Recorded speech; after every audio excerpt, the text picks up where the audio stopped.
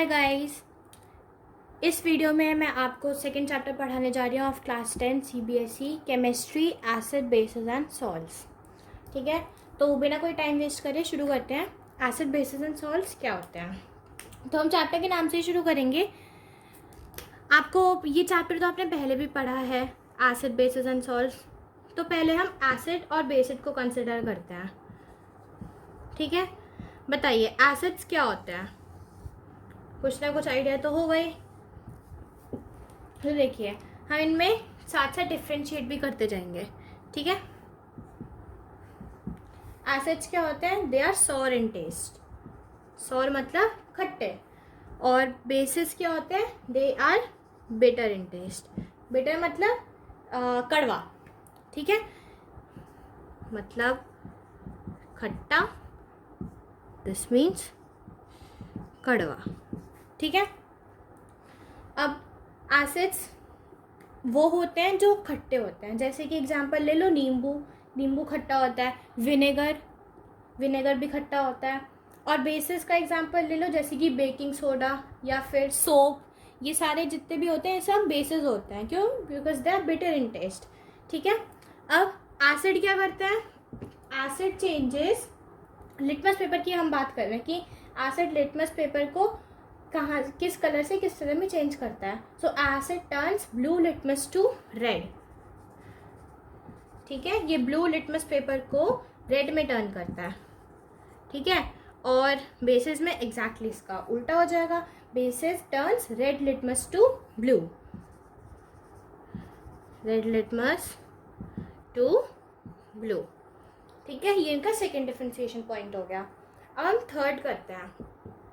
सो हमेशा एसिड्स जो है वो H+ आयंस रिलीज करते हैं। क्या? H+ ions.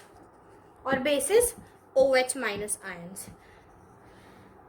अभी आगे जाके मैं आपको बताऊंगी कि इन H+ आयंस और OH- आयंस का मतलब क्या है। ठीक है, अभी आप बस इसे अपना नोट कर लीजिए एसिड और बेसिस में डिफरेंशिएट करने के लिए। ठीक है, फोर्थ में हम बस इनके एग्जाम्पल ले लेते हैं। एग्जाम्पल लाइक मैं बताया था लेमन, विनेगर, इमली भी आप कह सकते हैं, इमली भी खट्टी होती है, एक्सेट्रा।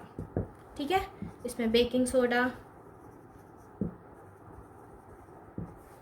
सोडा और क्या, soap, milk of magnesia, etcetera. ठीक है, तो एसिड्स और बेसिस का समझ में आ गया। Acids are sour in taste, bases are bitter in taste. Acids blue litmus को रेड में टर्न करते हैं, बेसिस रेड लिटमस को ब्लू में। Acids release H+ ions and bases release OH- ions. And इसके एग्जांपल्स लेमन, विनेगर, इमली, और bases के baking soda, soap, milk of magnesium, ये सब कड़वे होते हैं टेस्ट में। ठीक है, तब हम आगे बढ़ते हैं। अब मैं आपको बताती हूँ कि OH- आयंस और H+ आयंस का मतलब क्या है। ठीक है, H+ आयंस क्या इंडिकेट करते हैं कि एसिडिक मीडियम है, और OH- आयंस क्या इंडिकेट करते हैं कि बेसिक मीडियम है। अब हम कोई एग्जांपल ले लेते हैं। हम ले लेते हैं एक स्ट्रॉन्ग एसिड H2SO4। ठीक है, या फिर HCl भी ले सकते हो, जो आपका मन करे। और हम एक ले लेते हैं स्ट्रॉन्ग बेस NaOH।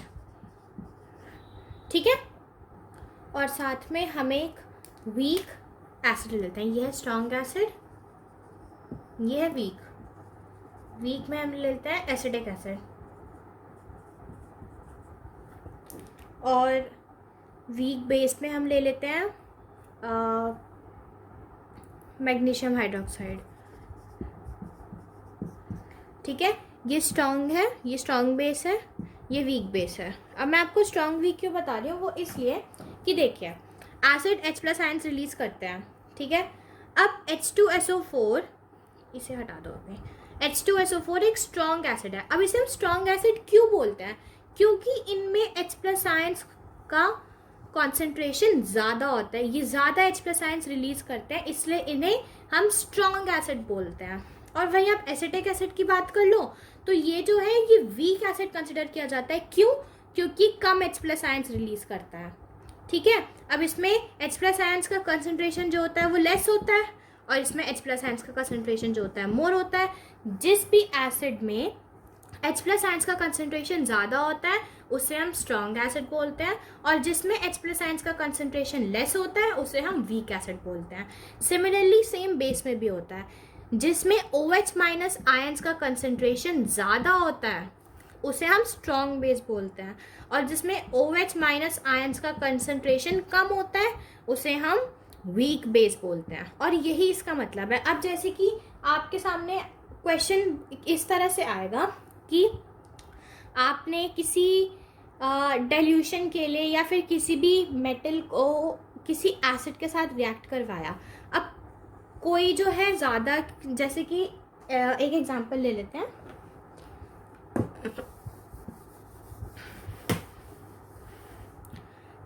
जिंक एक मेटल है, आपने जिंक को H2SO4 के साथ रिएक्ट करवाया और आपने जिंक को एसिटिक एसिड के साथ रिएक्ट करवाया. ठीक है.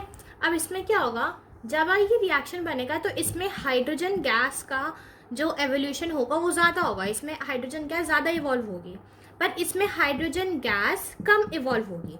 अब ऐसा क्यों है, वो इसलिए क्योंकि ये एक स्ट्रॉन्ग एसिड है और ये एक वीक एसिड है. अब स्ट्रॉन्ग वीक से क्या हुआ, ये स्ट्रॉन्ग एसिड है, दैट मीन्स इसमें ज़्यादा H प्लस आयंस रिलीज कर रहे हैं. ठीक है. और ये एक वीक एसिड है इसलिए इसने कम H प्लस आयंस रिलीज कर रहे हैं. अब इसने आयंस रिलीज कर रहे हैं यानी इसके साथ रिएक्टिविटी कम होगी, जिस वजह से हाइड्रोजन गैस कम रिलीज हुई है.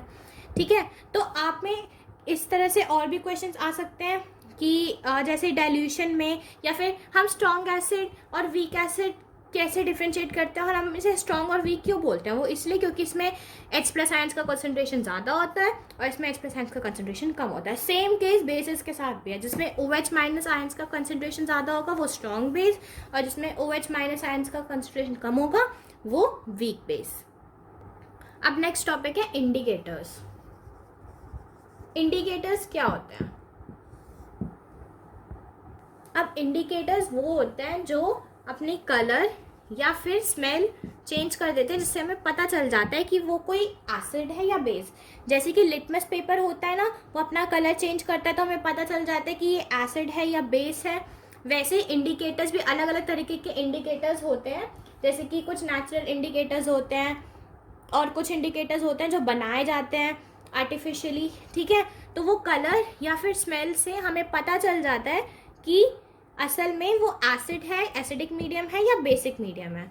ठीक है. अब इसकी डेफिनेशन देखिए. These are the substances which change their colour and smell in different types of substances. That means ये हमें बताते हैं कि मीडियम एसिडिक है या फिर बेसिक है. अब जैसे कि मैंने आपको बताया था कि सिंथेटिक यानी आर्टिफिशियल इंडिकेटर्स होते हैं और नेचुरल इंडिकेटर्स होते हैं, तो अब हम नेचुरल और सिंथेटिक इंडिकेटर्स को भी जान लेते हैं. ये देखिएगा, ये है नेचुरल इंडिकेटर्स. नेचुरल इंडिकेटर्स मतलब जो हमें नेचुरली मिलते हैं. ठीक है. अब जैसे नेचुरल इंडिकेटर्स में फ्लावर आ गया, रेड कैबेज लीफ एक्सट्रैक्ट आ गया, टर्मरिक यानी हल्दी. ठीक है. तो ये सारे नेचुरल इंडिकेटर्स होते हैं. राइट. तो अब हम एक एक करके, सबसे पहले है लिटमस पेपर. लिटमस एक नेचुरल इंडिकेटर है. ये एसिडिक सोल्यूशन होता है. अगर एसिड होता है तो रेड में चेंज हो जाता है, बेसिक होता है तो ब्लू में चेंज हो जाता है. रेड कैबेज लीफ एक्सट्रैक्ट, ये एसिडिक सोल्यूशन में रेड में चेंज हो जाता है और बेसिक में ग्रीन में चेंज हो जाता है. फ्लावर्स ऑफ हाइड्रेंजिया प्लांट, ये जो है एसिडिक सोल्यूशन होता है तो ब्लू में चेंज होता है, बेसिक होता है तो पिंक में चेंज होता है.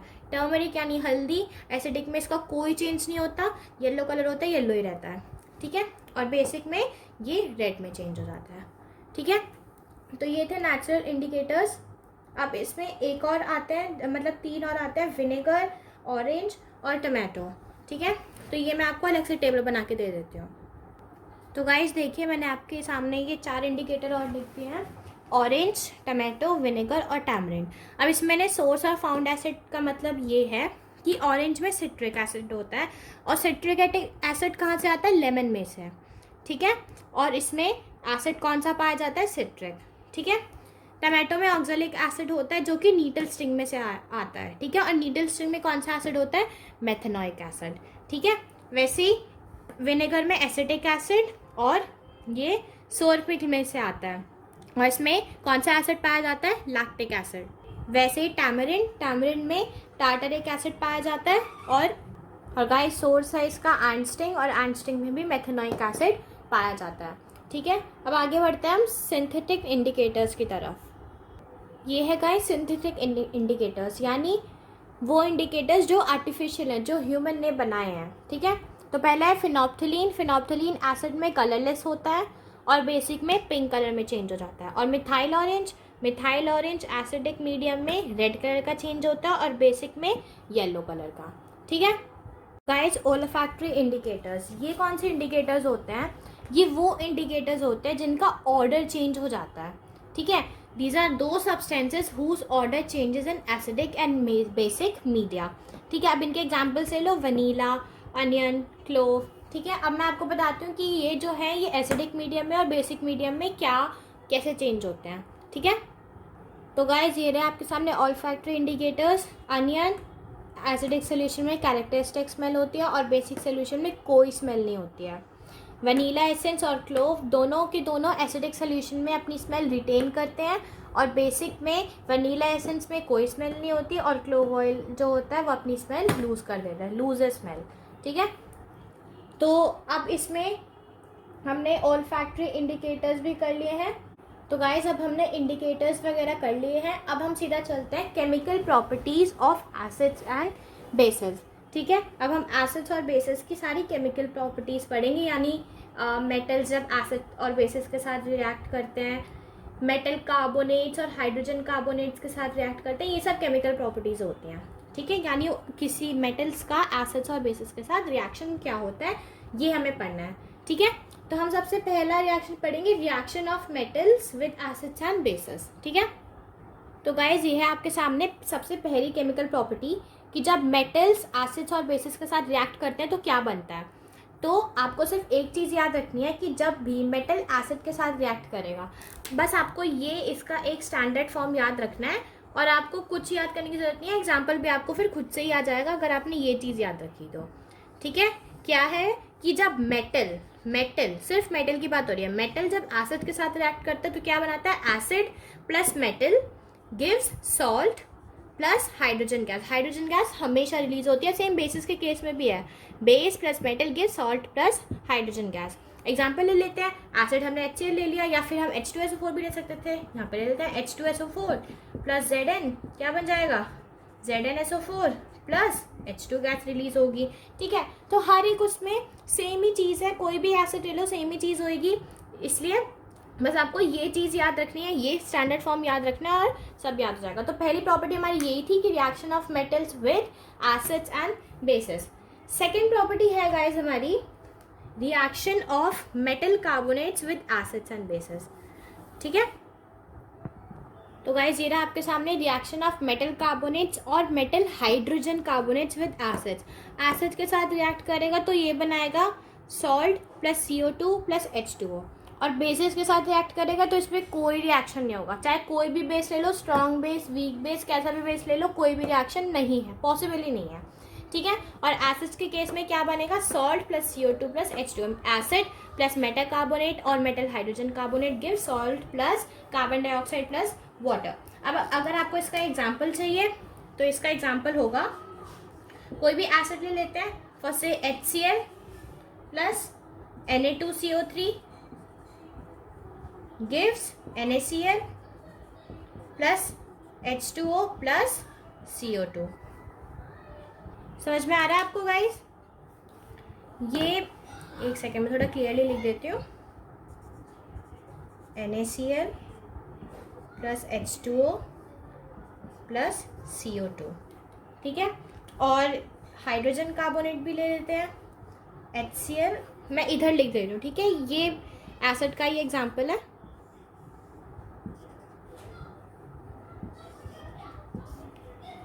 This is HCl plus NaCO3 gives NaCl plus H2O plus CO2।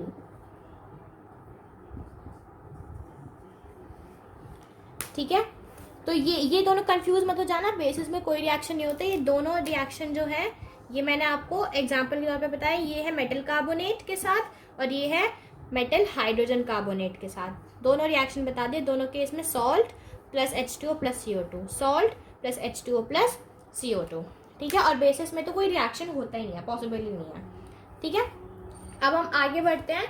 Next है हमारा reaction of acids and bases with each other, इन दोनों का रिएक्शन एक दूसरे के साथ। तो गाइस देखो, जब भी एसिड्स और बेसिस का एक दूसरे के साथ रिएक्शन होगा तो सिंपल सी बात है, ये एक न्यूट्रलाइजेशन रिएक्शन हो जाएगा।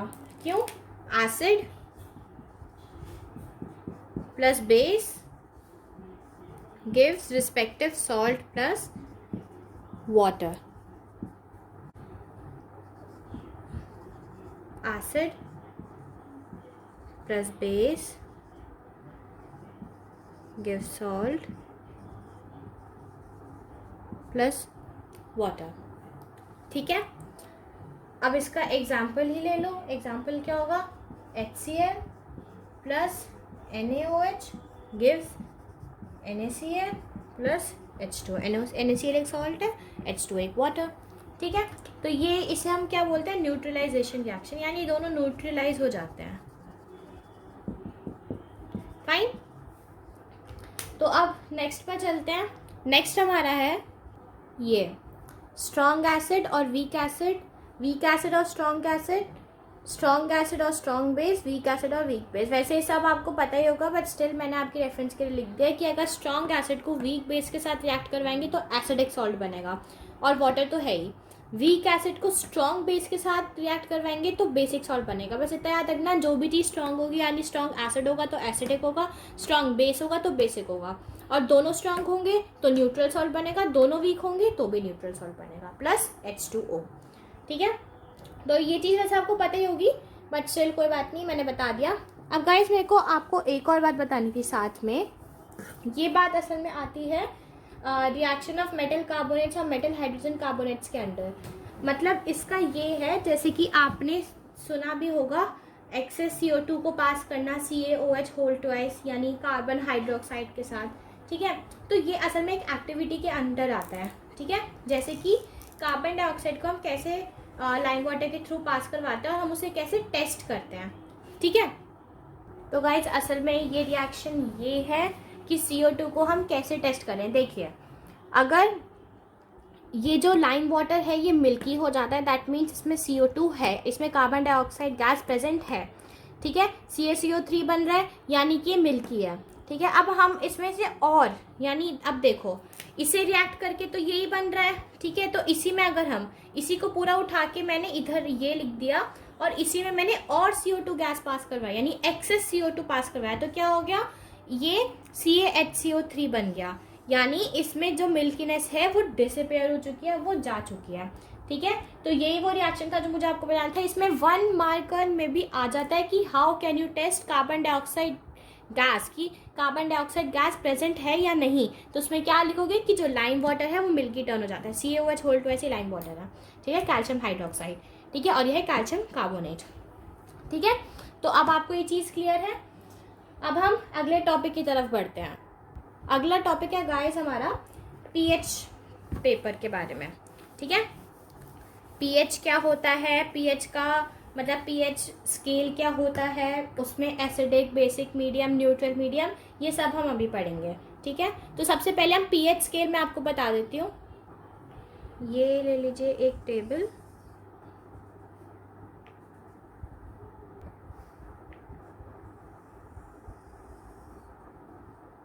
ये 0 और ये 14 और ये बीच में 7, ठीक है।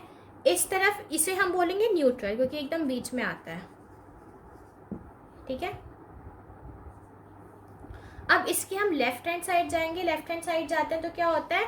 H+ आयंस इंक्रीज होते हैं, H+ आयंस क्या होते हैं? इंक्रीज। और अगर हम इसके राइट साइड जाते हैं तो क्या होता है? OH- आयंस होते हैं इंक्रीज, डिक्रीज, ठीक है। तो इधर क्या होता है? इधर जो है बेसिक नेचर इंक्रीज होता है, बेसिक नेचर इंक्रीजेस, और इधर जाते हैं तो क्या होता है? एसिडिक नेचर इंक्रीजेस,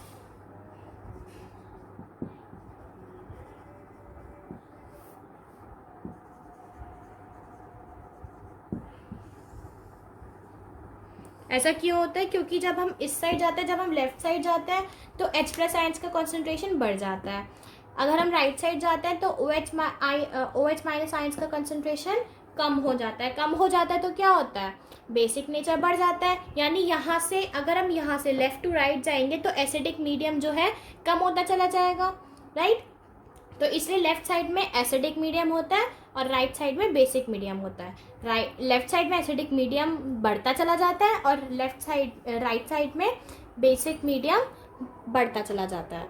अब हम पढ़ेंगे importance of pH in everyday life. ठीक है, एवरीडे लाइफ में पीएच हमारा कहाँ यूज़ होता है, किसका पीएच क्या होता है, बेसिक सी चीज़ें जो हमें इसके बारे में पता होनी चाहिए। तो गाइज ये रही importance of pH in are everyday life. सबसे पहला है कि our body works with in pH range of 7.0 to 8.0। That means कि हमारी बॉडी का जो पीएच है वो बेसिकली न्यूट्रल रहना चाहिए। थोड़ा 8 तक पहुंच जाता है तो कोई प्रॉब्लम नहीं है। अब आपने सुना होगा कि हाँ बहुत बार हमें एसिडिटी हो जाती है। एसिडिटी क्यों होती है? ऐसा होता है कि हमारी बॉडी में, हमारे स्टमक में बेसिकली HCl जो है वो ज़्यादा प्रोड्यूस होता है। HCl ज़्यादा प्रोड्यूस होता है, उससे क्या होता है? H प्लस आयन ज़्यादा रिलीज होते हैं। H प्लस आयन ज़्यादा रिलीज होते हैं मतलब 7 है, यानी लेफ्ट साइड जाता है, लेफ्ट साइड बढ़ता है तो क्या होता है? एसिडिक मीडियम इंक्रीज होता है। ठीक है, और इसलिए H प्लस आयन्स का कंसनट्रेशन ज़्यादा हो जाता है जिससे हमें एसिडिटी हो जाती है। ठीक है, ये देखो यहाँ पे मैंने एसिडिटी वाला पॉइंट मेंशन भी किया हुआ है। ठीक है, इसलिए हमारा बॉडी का जो नॉर्मल पीएच रेंज है वो 7 to 8 के बीच में ही रहना चाहिए। ठीक है, अब living organisms can survive only in a narrow range of pH change. ठीक है, ये बहुत बेसिक सा पॉइंट है, आपको पता ही होगा। अब थर्ड है 2D के बिलो 5.5। अब ये 1 मार्कर क्वेश्चंस में भी आ जाते हैं ऐसे। सेम ये एसिड रेन के साथ भी है। अगर पीएच जो है 5.5 से कम होता है, पीएच जो है 5.5 से कम होता है तो क्या होता है? Acid rain. ठीक है, ये पॉइंट आप अलग से मेंशन कर लेना। पॉइंट नंबर 5 है, when pH of rain water is less than 5.5 it is called acid rain. क्यों? क्योंकि 5.5 है, 5.5 जो है 7 के लेफ्ट साइड में पड़ता है। लेफ्ट साइड में क्या होता है? एसिडिक मीडियम बढ़ जाता है, H प्लस आयंस रिलीज होते हैं, ज़्यादा रिलीज होते हैं। ठीक है, इसलिए तो सेम दोनों का सेम ही पॉइंट है। अगर 5.5 से नीचे का होता है तो वो 2D के हो जाता है, 5.5 से नीचे का पीएच होता है तो एसिड रेन हो जाती है। ठीक है, फोर्थ है pH in are digestive system. ये वही एसिडिटी को डिस्क्राइब करता है कि एसिडिटी कब होती है? Increase in concentration of HCl in our stomach due to abnormal eating habits. ठीक है, एसिडिटी तब होती है जब हमारे स्टमक में HCl का कॉन्सेंट्रेशन ज़्यादा हो जाता है जिससे कि H प्लस आयन ज़्यादा रिलीज होते हैं जिससे कि हमें एसिडिटी होती है। इसलिए कहते हैं कि हमें अपना खाने का जितना भी है हमने अपने ईटिंग हैबिट्स अच्छे से रखनी चाहिए, बैलेंस डाइट फॉलो करनी चाहिए जिससे कि ऐसी जितनी भी प्रॉब्लम्स हैं ये ना हो। ठीक है, तो ये था पीएच के बारे में। अब हम पढ़ेंगे अगला टॉपिक। तो अगला टॉपिक है गाइस हमारा 5 टाइप्स ऑफ सॉल्ट्स। तो अब हमें इस चैप्टर में 5 तरह के सॉल्ट्स पढ़ने हैं। ठीक है, और उन सॉल्ट्स की हमें प्रॉपर्टीज़ और यूजेस दोनों याद करना है। उनके केमिकल नेम भी हैं, वो कैसे एक्सट्रैक्ट होते हैं, उनके क्या क्या काम है, ये सारी चीज़ें आपको याद करनी होंगी। 1 मार्कर में, 3 मार्कर में, इनफैक्ट 5 मार्कर में भी क्वेश्चंस आ जाते हैं और बहुत इंपॉर्टेंट है। तो ये 5 सॉल्ट याद करने बहुत इंपॉर्टेंट है। तो हम एक एक करके शुरू करेंगे। सबसे पहला सॉल्ट है कॉमन सॉल्ट, वही जो हमारे खाने में डलता है। क्या है? NaCl। ठीक है, NaCl। अब ये जो NaCl है ये असल में प्रिपेयर कैसे होता है? अब इसके पीछे है एक क्लोर एल्कलाई प्रोसेस। ठीक है, क्लोर एल्कलाई प्रोसेस में अभी आपको पढ़ाऊंगी जिससे आपको पता चल जाएगा कि NaCl असल में कैसे एक्सट्रैक्ट होता है। ठीक है, तो गाइस आप ध्यान देना, ये है क्लोर एल्कलाई प्रोसेस। ठीक है, ये प्रोसेस असल में बहुत इंपॉर्टेंट है, आती है एग्जाम में और ये आपको अच्छे से याद होनी चाहिए। ठीक है, बस ये डायग्राम याद रखना और साथ में मैं जो एक इक्वेशन आपको 1-2 लिखवाऊंगी वो याद रखना, बस और कुछ नहीं है। और ये प्रोसेस ट्रस्ट मी बहुत आसान है, कुछ नहीं है इसमें। तो बस इसका सेटअप ऐसा है, ये आप इस डायग्राम को ज़रा कंसिडर करो। अब इसमें सेटअप कुछ ऐसा है कि देखो, ये है हमारा इलेक्ट्रिक सर्किट। ठीक है, ये ज़रा यहाँ पे ध्यान रखना, ये है पॉजिटिव टर्मिनल और ये है नेगेटिव टर्मिनल। ठीक है, तो अब यहाँ पे क्या होता है, ये है एनोड, ये पॉजिटिव साइड है, यहाँ पे क्लोरीन गैस होती है और यहाँ पे सोडियम क्लोराइड होता है। अब सोडियम क्लोराइड को ब्राइन भी बोलते हैं। बहुत बार एग्जाम में लिखा हुआ आता है brine, sodium chloride word use नहीं करते, ब्राइन लिखा हुआ आता है, बच्चे कंफ्यूज हो जाते हैं। तो उसके लिए आपको पता होना चाहिए, 1 मार्कर में भी आ सकता है, ब्राइन भी बोलते हैं इसे, ठीक है। और इधर क्या होता है, कैथोड, ये नेगेटिव साइड होती है, नेगेटिव टर्मिनल है, ठीक है। इधर हाइड्रोजन गैस कलेक्ट होती है और सोडियम हाइड्रोक्साइड, राइट। तो अब देखो क्या होता है, इसमें करंट पास किया जाता है, ये करंट आता है, इसमें दोनों तरफ करंट आता है, जिससे क्या होता है, जो NaCl है एक्सट्रैक्ट होता है, ठीक है। अब जैसे कि मैंने बताया, जब करंट पास होता है तो इधर क्लोरीन गैस और सोडियम क्लोराइड इकट्ठा होता है, और इस साइड हाइड्रोजन गैस और सोडियम हाइड्रोक्साइड इकट्ठा होता है, ठीक है। अब इससे क्या होता है, ऐसे करके करंट पास होता है, ये अपने आप ये एनोड पर क्लोरीन गैस और सोडियम क्लोराइड इकट्ठे हो जाते हैं, कैथोड पर हाइड्रोजन गैस और सोडियम हाइड्रोक्साइड इकट्ठा हो जाते हैं। इससे क्या होता है, ये दोनों अपने आप ही सेपरेट हो जाते हैं, NaCl तो गाइज आपके सामने अब मैं एक इक्वेशन लिख रही हूँ, ये इक्वेशन इसी प्रोसेस को डिस्क्राइब करती है और ये बहुत इंपॉर्टेंट है, ठीक है। NaCl plus H2O gives NaOH aqueous solution plus Cl2 which is a gas plus H2 which is also a gas, ठीक है। अब इसे बैलेंस कर देते हैं, ये आ जाएगा 2H2H2, बस हो गया बैलेंस, ठीक है। तो ये इक्वेशन फॉर श्योर, ये इक्वेशन तो आपको याद रखना बहुत ज़रूरी है, यही इक्वेशन है जो क्लोर एल्कलाई प्रोसेस को डिस्क्राइब करती है। अब एग्जाम में आएगा कि आपको क्लोर एल्कलाई प्रोसेस डिस्क्राइब करनी है, तो क्या डिस्क्राइब करोगे, क्या लिखना होगा आपको उसमें, बस ये डायग्राम बना देना, ठीक है। और ये मत भूल जाना, पॉजिटिव और नेगेटिव टर्मिनल उल्टे सीधे मत कर देना, ठीक है। डायग्राम बनाना है, इससे क्या पता चलेगा कि क्लोरीन गैस एनोड पे इकट्ठी हो रही है और हाइड्रोजन गैस कैथोड पे, सोडियम क्लोराइड एनोड पे और सोडियम हाइड्रोक्साइड कैथोड पे, ठीक है। उसके बाद ये अपने आप ही अलग हो गए और बस ये इक्वेशन लिख देना एंड आपका काम हो चुका है, क्लोर एल्कलाई प्रोसेस बस इतना ही है। ये हमें बस NaCl यानी कॉमन सॉल्ट एक्सट्रैक्ट करना सिखाती है, ठीक है। अब इसमें एक और चीज़ है, जब इसमें प्रोडक्ट्स फॉर्म हैं जैसे H2Cl2 और NaOH, ठीक है, ये वाली प्रोडक्ट साइड, ये जो प्रोडक्ट्स, अब हमें तो NaCl एक्सट्रैक्ट करना था, NaCl एक्सट्रैक्ट हो चुका है। अब इन प्रोडक्ट्स का हम क्या करें, ये इन प्रोडक्ट्स के भी अलग से यूजेस होते हैं, ठीक है। वो क्या यूजेस होते हैं मैं आपके सामने लिख देती हूँ। 3 चीज़ें हैं, H2Cl2 और NaOH, ठीक है। तो सबसे पहले H2 की बात करते हैं। H2 कहाँ यूज़ हो जाता है, फ्यूल्स में, मैग्राइन, ammonia for fertilisers, ammonia for fertilisers में जो एमोनिया होता है ना, उसमें ये यूज़ हो जाता है, ठीक है। भाई Cl2 की बात कर लो, Cl2 कहाँ में यूज़ होता है, CFCs, PVCs, water treatment plant में, ठीक है। स्विमिंग पूल्स में भी जो क्लोरीन यूज़ होता है ना, वो यही वाला क्लोरीन होता है जो NaCl का एक्सट्रैक्टेड होता है, स्विमिंग पूल्स और पेस्टिसाइड्स और डिसइंफेक्टेंट्स, ठीक है। इन सारी चीज़ों में तो ये दोनों चीज़ें यूज़ होती हैं। तो गाइस ये मैंने NaOH का भी लिख दिया है। NaOH किस चीज़ में यूज़ होता है, डिग्रीजिंग मेटल्स में, soaps and detergents, paper making और आर्टिफिशियल फाइबर्स। तो इस तरह से हमारा पहला सॉल्ट NaCl कंप्लीट हो चुका है, ठीक है। ये इसके यूजेस एग्जैक्टली NaCl के नहीं है, NaCl से जो प्रोडक्ट्स बने हैं उनके यूजेस हैं। और एक्सट्रैक्ट होने की जो इक्वेशन है, NaOH plus HCl gives NaCl plus H2O plus H2 plus Cl2, ये मैंने आपको पहले ही बता दिया है, ठीक है। ये मैं एक वो क्लोर एल्कलाई प्रोसेस की इक्वेशन थी, मैं ये इक्वेशन और लिख रही हूँ, ये असल में कॉमन सॉल्ट की इक्वेशन है, ठीक है गाइस।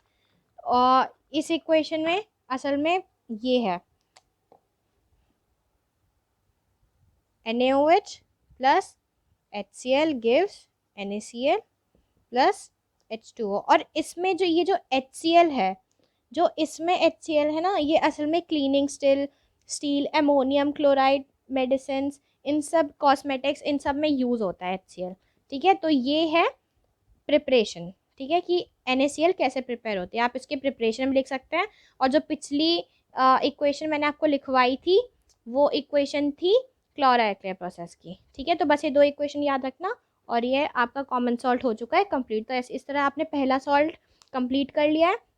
ठीक है, अब हम सेकेंड सॉल्ट पे चलते हैं और हमारा सेकेंड सॉल्ट है ब्लीचिंग पाउडर। ठीक है, ब्लीचिंग पाउडर का हम बोलते हैं CaOCl2, that is calcium oxychloride.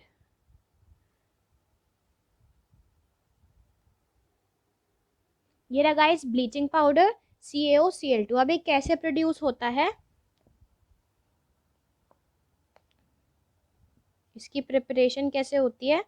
It is prepared by the action of chlorine on dry slaked lime. Dry slaked lime यही होता है, CaOH होल टू है calcium hydroxide plus Cl2 gives CaOCl2 plus H2O। ठीक है, अब देखो आप लोगों को ये इक्वेशन और इससे पहले जो मैंने कॉमन सॉल्ट में जो इक्वेशंस कराई थी ये आपको याद रखनी होगी, क्योंकि ये आते हैं एग्जाम में और ये आपको पता होना चाहिए। कभी कभी ये नहीं पूछते कि CaOCl2 यानी ब्लीचिंग पाउडर को आप वर्ड्स में लिखो कि वो कैसे प्रिपेयर होता है, कि it is produced by action of chlorine और ड्राई स्लेक्ट लाइम। आपको केमिकल इक्वेशन भी लिखनी पड़ती है। इक्वेशन में स्पेसिफिकली लिखा आता है कि आपको इक्वेशन लिखनी है, तो उस चीज़ के लिए आपको इक्वेशन याद होना बहुत ज़रूरी है पांचों सॉल्ट्स में। ठीक है, तो ये तो इसकी इक्वेशन थी और इसके यूजेस ये कहाँ कहाँ यूज़ होते हैं। तो सबसे पहला यूज़ है इसका कि it is used in bleaching cotton and linen in textile industry. Cotton and linen textile industry में। ठीक है, दूसरा bleaching wood pulp in paper factories. Wood pulp in paper factories. फिर ऑक्सीडाइजिंग एजेंट की तौर पे यूज़ किया जाता है ये, oxidising agent in chemical industries और डिसइंफेक्टिंग ड्रिंकिंग वाटर। तो ये इसके 4 यूजेस हैं। मैं फिर से बोल रही हूँ, आपको इक्वेशन और यूजेस दोनों साथ में याद करने होंगे, एग्जाम में आते हैं। सीधा सीधा ये भी आ जाता है कि दिस मतलब मान लीजिए कोई भी प्रोडक्ट है XYZ, कोई भी कॉमन सॉल्ट है XYZ और वो XYZ टेक्सटाइल इंडस्ट्री में यूज़ होता है for bleaching cotton and linen, तो क्या समझ जाओगे कि ये तो ब्लीचिंग पाउडर के यूजेस के अंदर आता है, यानी ये ब्लीचिंग पाउडर है। तो इन पर बहुत सारे क्वेश्चंस बनते हैं, तो इसलिए आपको ये सारी चीज़ें याद होनी चाहिए। तो ये सेकंड सॉल्ट भी हमारा कंप्लीट हो चुका है। अब बढ़ते हैं थर्ड सॉल्ट की तरफ। तो तीसरा सॉल्ट जो है वो है बेकिंग सोडा। क्या है? Baking soda.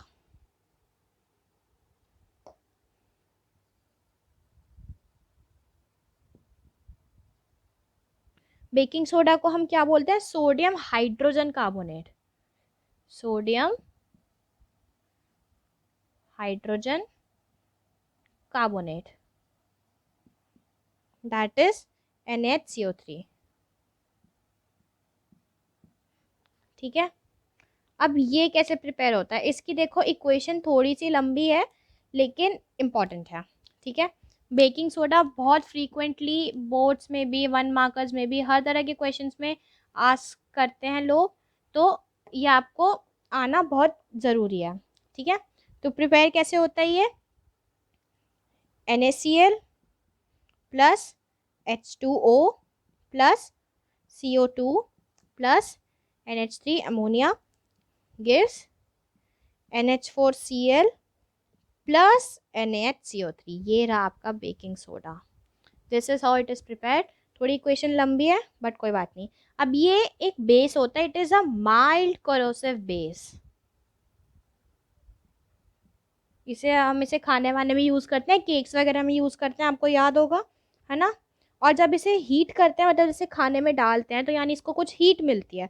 तो when heated in cooking, when heated, तो क्या बनाता है ये? NaHCO3 हीट करते हैं तो क्या बनता है? Na2CO3, sodium carbonate plus water plus carbon dioxide gas release होती है। इसे बैलेंस कर दो, ये यहाँ पे 2। ठीक है, ये याद रखना जब इसे हीट करते हैं। ये ऐसे नॉर्मली भी एग्जाम में आता है कि बेकिंग सोडा को हीट करते हो तो क्या बनता है? ठीक है, क्या बनता है, Na2CO3। ठीक है, और ये माइल्ड कोरोसिव हल्का सा बेस है, ज़्यादा स्ट्रॉन्ग बेस नहीं है।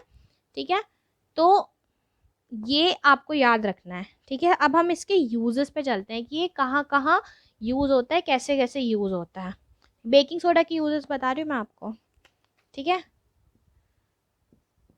यूजेस, तो सबसे पहले तो एक तो आपको थोड़ा बहुत पता ही होगा कि केक वगैरह में, केक ब्रेड में, टू मेक देम फ्लफी। ठीक है, तो ऐसा कैसे होता है ब्रेड और केक में, ये असल में फ्लफी बनाता है ना ब्रेड केक्स जो भी होते हैं, क्या होता है इसमें असल में, ये CO2 गैस प्रोड्यूस करता है। ठीक है, CO2 is produced which causes bread cakes to rise, making them soft and spongy. ठीक है, ये भी आ जाता है कि ये बेकिंग सोडा ही क्यों इन्हें ऐसे हेल्प करता है केक्स वगैरह को फ्लफी बनाने में, स्पॉन्जी बनाने में, वो इसलिए क्योंकि इसमें CO2, अभी इससे पहले मैंने आपको इक्वेशन लिखवाई थी, है ना, और वो इक्वेशन आपको याद होगी। तो क्या होता है इससे, ये जो CO2 है, CO2 रिलीज होती है, और CO2 रिलीज होने की वजह से इसके जो ब्रेड और केक है ये सॉफ्ट एंड स्पॉन्जी हो जाता है। ठीक है, because of the action of CO2। ठीक है, तो इसका पहला यूज हो गया। ठीक है, अब जो बेकिंग सोडा है ये बेकिंग पाउडर बनाने के लिए भी यूज किया जाता है। कैसे, फॉर मेकिंग, ये तो पहला था, for making baking powder, baking soda baking powder अलग होते हैं, कंफ्यूज मत हो जाना। ठीक है, फॉर बेकिंग पाउडर कैसे, मिक्सचर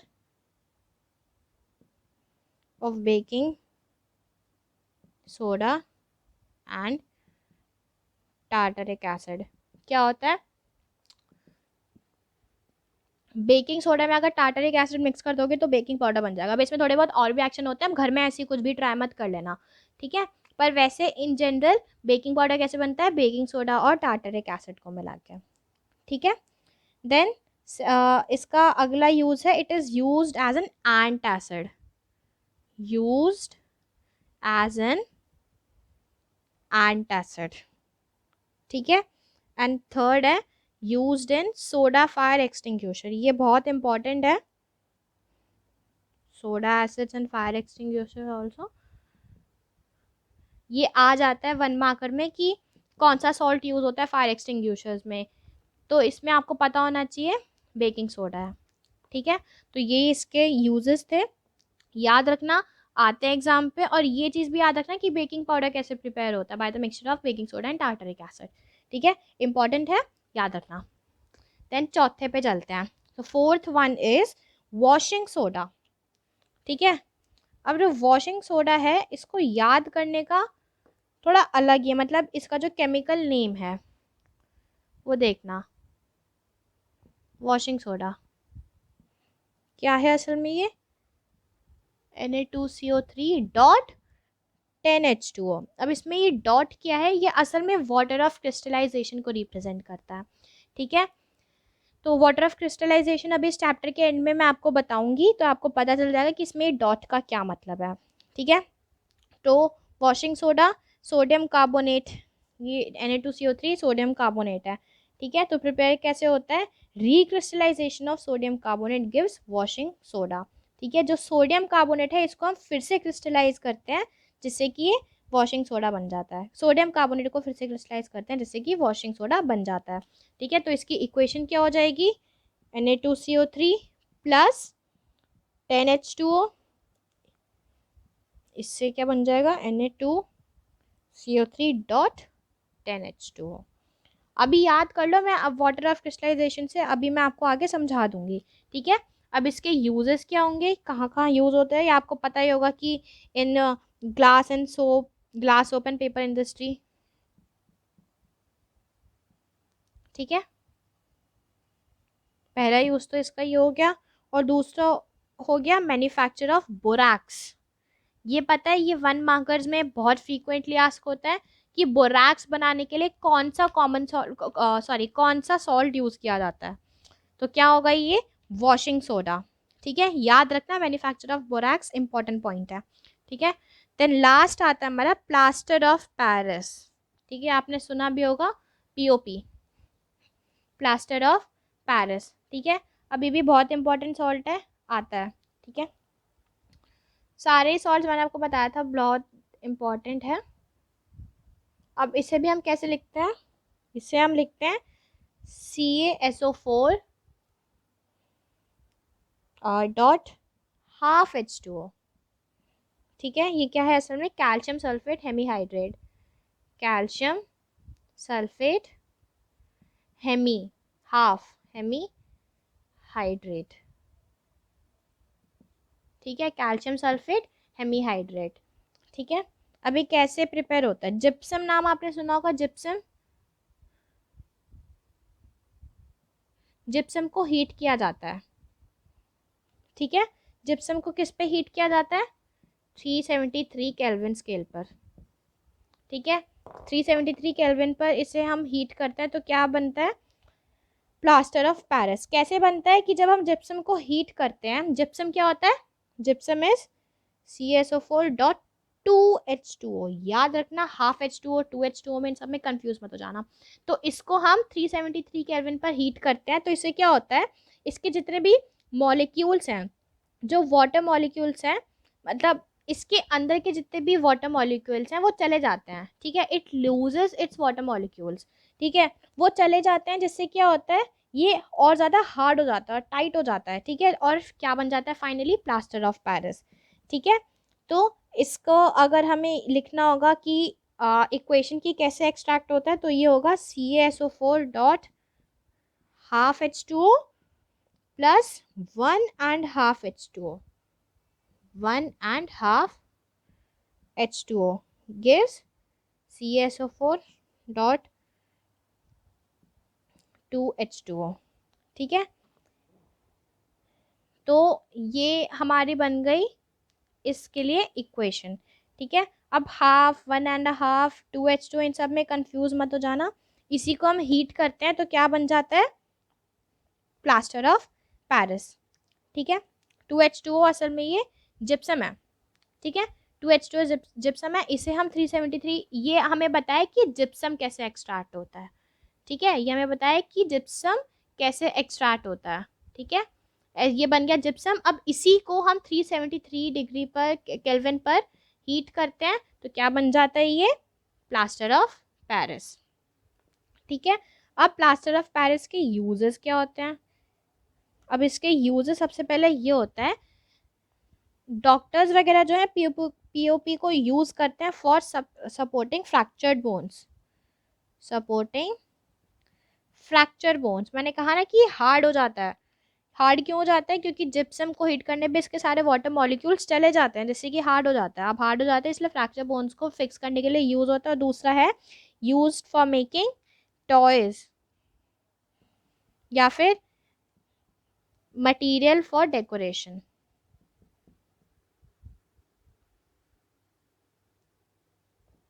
ठीक है, तो ये था प्लास्टर ऑफ पेरिस के ऊपर। प्लास्टर ऑफ पेरिस किससे स्टार्ट होता है, जिप्सम से। ये वाली इक्वेशन याद रखना है कि जिप्सम कैसे बनता है। जिप्सम को फिर आगे लिख दोगे कि 373 केल्विन पे हीट करोगे तो प्लास्टर ऑफ पेरिस बन जाएगा। कैसे बनता है, क्यों, क्योंकि जिप्सम जो है अपने वाटर मॉलिक्यूल्स लूज कर देता है, जिससे कि वो और ज़्यादा हार्ड हो जाता है, प्लास्टर ऑफ पेरिस बन जाता है। और ये प्लास्टर ऑफ पेरिस के 2 यूजेस हैं, बहुत फ्रीक्वेंटली एग्जाम में पूछे जाते हैं, तो आपको पता होना चाहिए। तो इसी तरह हमने अपने 5 सॉल्ट कंप्लीट कर दिए। 5 सॉल्ट की इक्वेशंस और इनके ये कैसे एक्सट्रैक्ट होते हैं, प्रिपरेशन कैसे होती है इनके, इनके यूजेस, इक्वेशन, और इनको क्या बोलते हैं, जैसे कैल्शियम सल्फेट हेमीहाइड्रेट। ठीक है, क्या लिखते हैं, केमिकल नेम, केमिकल फॉर्मूला, सब पता होना चाहिए। ठीक है, क्योंकि ये बहुत ज़्यादा इंपॉर्टेंट है। ठीक है, अब गाइस मैंने आपको ये भी कहा था कि मैं चैप्टर के एंड में आपको वाटर ऑफ क्रिस्टलाइजेशन बताऊंगी। तो बस वाटर ऑफ क्रिस्टलाइजेशन हमारा लास्ट टॉपिक है, उसके बाद ये चैप्टर ओवर हो जाएगा। ठीक है, तो वाटर ऑफ क्रिस्टलाइजेशन क्या होता है,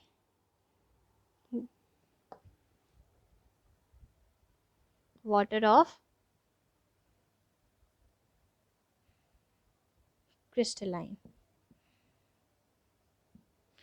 जो कोई भी सॉल्ट है, कोई भी सॉल्ट, जैसे हमने 500 सॉल्ट पढ़े हैं, 500 से में से कोई भी सॉल्ट है लो, कोई भी सॉल्ट है, उनके अंदर कितने वाटर मॉलिक्यूल्स प्रेजेंट है उसी के हम बोलते हैं वाटर ऑफ क्रिस्टलाइन। ठीक है, water molecules present in salt is known as water of crystallization। ठीक है, मैंने आपको बताया था ना कि जिप्सम को जब हम जब हीट होता है तो वो प्लास्टर ऑफ पेरिस में कैसे कन्वर्ट होता है, वो प्लास्टर ऑफ पेरिस में ऐसे कन्वर्ट होता है कि उसके अंदर के जो वाटर मॉलिक्यूल्स हैं वो लूज हो जाते हैं। तो आपने देखा था कि जिप्सम को भी हम कैसे लिखते हैं, CaSO4.2H2O। तो उससे वाटर मॉलिक्यूल्स लूज हो जाते हैं, तो फिर उससे क्या बन जाता है, प्लास्टर ऑफ पेरिस। ठीक है, तो वाटर ऑफ क्रिस्टलाइजेशन असल में क्या है, इट इज़ अ, ये water molecules present in salt and it is a fixed number of water molecules present in one formula unit of a salt. Fixed number of water molecules present in one formula unit of a salt। ठीक है, तो असल में ये number fix number of water molecules है। अब इसे heat करते हैं तो वाटर मॉलिक्यूल्स चले जाते हैं आते हैं, इसी तरह से अलग अलग सॉल्ट्स भी एक्सट्रैक्ट होते हैं। ठीक है, तो यही था वाटर ऑफ क्रिस्टलाइजेशन। अब आपको समझ में आ गया होगा कि इसमें जो CaSO4.2H2O है, .5H2O है, और जो हमने वॉशिंग सोडा का भी पढ़ा था वो कैसे है, वो वाटर ऑफ क्रिस्टलाइजेशन की वजह से ही है। ठीक है, तो अब मैं इसमें आपको एक दो चीज़ें और बता देती हूँ, जैसे कि जो ब्लू विट्रॉल है,